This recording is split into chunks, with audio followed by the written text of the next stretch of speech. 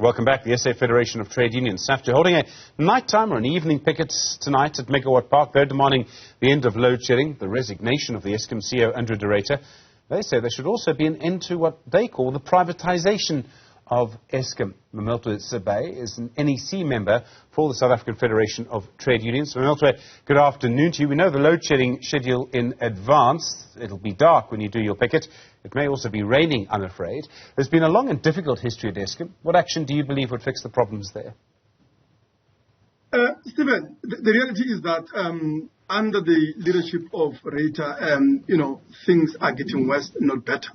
The fact that, as we are speaking now, we're at stage 4, when we're supposed to be improving, that this year we have lost about 1,949 hours of load shedding compared to 1,143 in 2021, 844 in 2022, and 0 and 0, 0 in 2016, 2019, and even at the worst time, which was 2015, it was only 869 hours, 36 hours. That shows that the situation is not improving, but getting worse. And that's the reason we believe he has failed, and that's the reason we believe he has to step down alongside that newly appointed board, which represent the same corporate interests that have collapsed Eskom and represent no alternative whatsoever.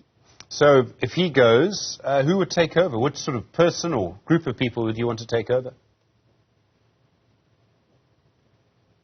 Firstly, we've got to insist that the problem with Eskom is the corporate capitalist interest in the coal mining industry, the so-called, energy-intensive users. And you just have to look at, the CVs of those board members, their backgrounds and their interest in Eskom, to see that they would not assist us in moving Eskom into, a viable public service institution that can render a reliable and affordable energy and electricity to the working class people and majority in this country. What we do insist on is that Eskom board must be democratized.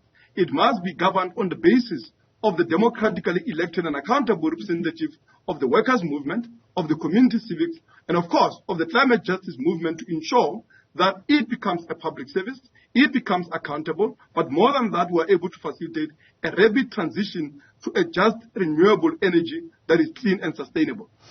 Mamatlwe, this is the first Eskom board to actually include someone from the union movement. Beki and Charlie was the General Secretary of COSATU. Now he's on the Eskom board. It's the first time that's ever happened. I realize he comes from a different federation as you, but, just a couple of weeks in, you want to throw out the new board, even if it's the first board ever to have worker representation on it?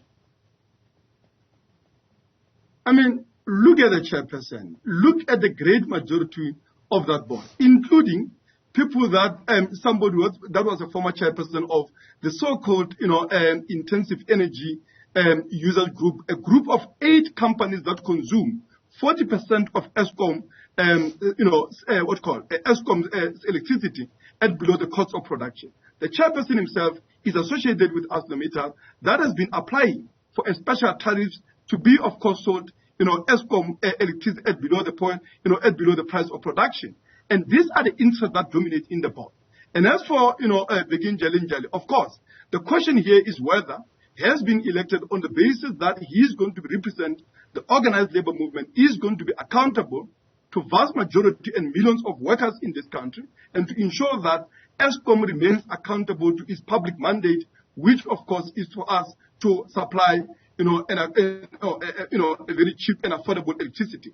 We don't think that is the basis on which he has been appointed. If anything, this suggests that this is another option of, a former trade union leader on the basis of a corporate-driven program to restructure and privatize Eskom. So, Mamatlwe, it sounds that the only people that would be acceptable to you to run Eskom would be people from your movement, would be you. Well, not necessarily. No. We are not saying... But that's what it sounds like, I'm afraid. No, not at all. We do say these are the mass organizations of the working class. It's not just the trade union that we are saying. We are saying the community civics, and there are many that we don't even belong to. We are saying that the civics that represent organizations around service delivery protests, that represent a mining-affected communities, a climate justice movement. What we are saying is that we need a popular and democratic representations of working class majority in this country. Because the problem with Eskom is the corporate interest in its board, the interests that have collapsed Eskom through, unsustainable coal supply contracts, that has ensured that vast majority of companies that supply Eskom do so at 100% profit rates. I mean, even the minister Pravin have to complain that of those that are supplying Eskom, 9 suppliers are supplying between at the rate of 30 to 49 profit rate, but 7 of them are actually supplying at 100% profit rate, and those are the people that are always lining themselves and their representatives for the domination of the board. The alternative that we present and the alternative that we have got to insist on is the working class and a democratic representation of the popular movements of the working class. Okay. Mamatlwe, I'm absolutely certain that Eskom is going to dispute what you say is the tariff structure for some of the intensive users. I'm almost certain that the coal industry is going to absolutely dispute the rate of profit. As I understand it, these coal plus mines, in other words, these, it was called production plus agreements, were 2 or 3% above the cost of production. But we can come to all of that. We can have that argument at another time.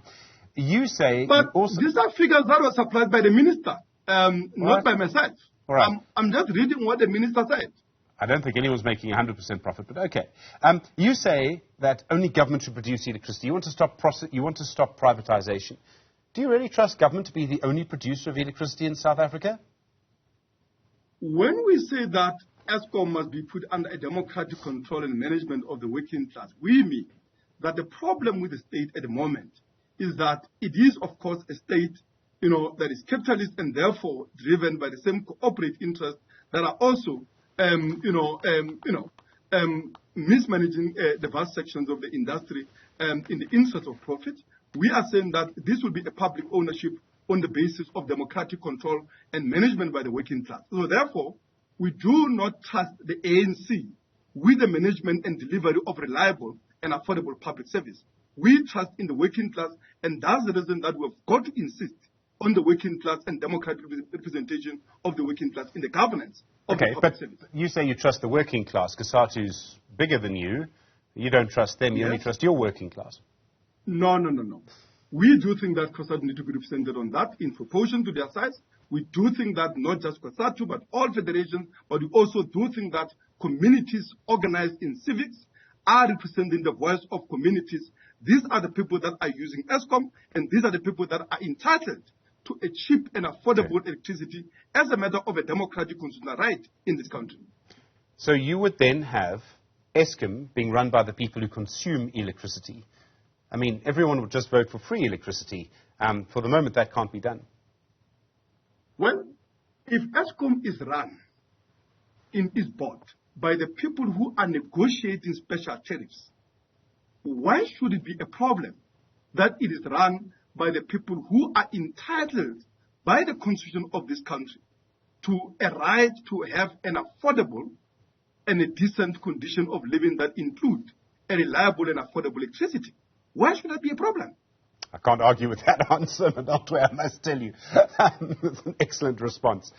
I do want to ask you this. We've been told, and the head of the Just Transition at Eskom, Mandy Rambros, who is leaving Eskom in the next few months, has told us on Newzroom Afrika, Channel 405 in the past, that what is likely to happen is that you already get these sort of boxes. They're the size of a container. They're covered in solar panels. They're full of batteries. They'll provide electricity for 25 homes. And in the end, what may well happen with these things is that they're just going to be delivered. You won't have networks as you have them now. You'll have one of these devices that cost R1.5 million each, R1.5 million each, and they will supply people. That may mean communities buy them themselves, pay them off over time. There'll be all sorts of models, I'm sure.